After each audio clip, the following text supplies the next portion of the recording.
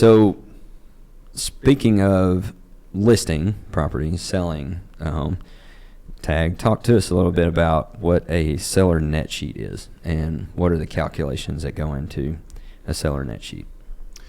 Yeah, so this is, when you're selling a house, it's likely the largest transaction you're going to have, in that season of your life. I mean, and it's a complicated transaction. Yeah.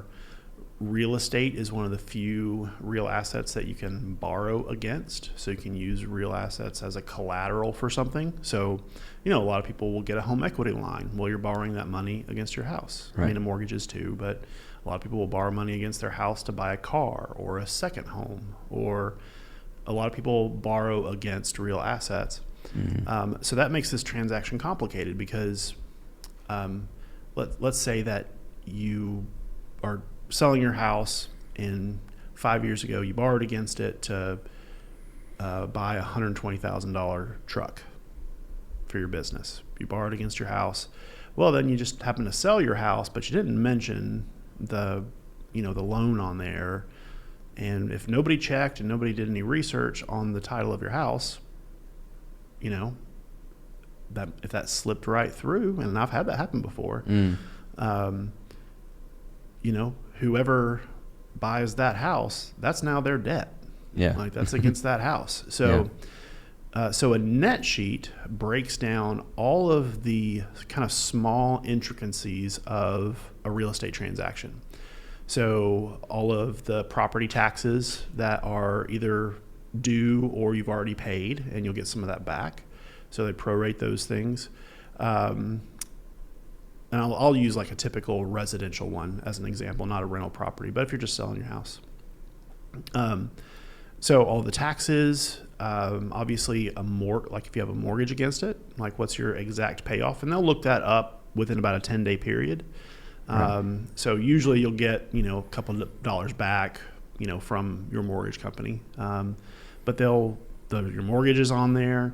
And then any liens that are against the property. So if you did borrow money for your truck, or if you have an income tax bill or a state income tax bill, government agencies can put liens against your property for those. So anything that is tied to that property financially has to get paid off at closing. So right. All of those will be on there.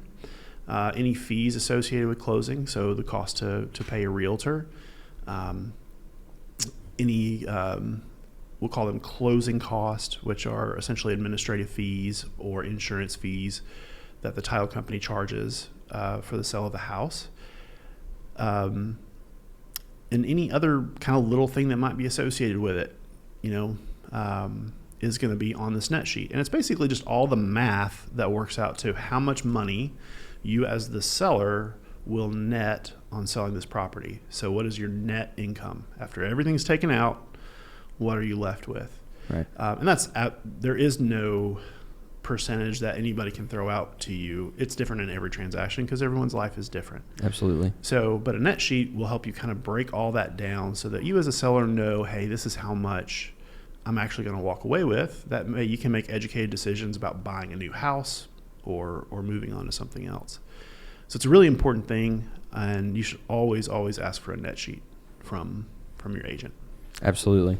And agents can work with title companies. They can work with your lender as well, getting as accurate of numbers as you possibly can. And you should get one definitely before closing once everything is in there, once your concessions and all that stuff is in there too. But having one up front so you have a reasonable expectation of what you're going to get out of the transaction is a good thing. And your net sheet will adjust a little bit as time goes along. Yeah. You won't know exactly to the dollar until just a few days before closing. Yeah. But your realtor should be able to get you pretty close. Yeah, absolutely. To that.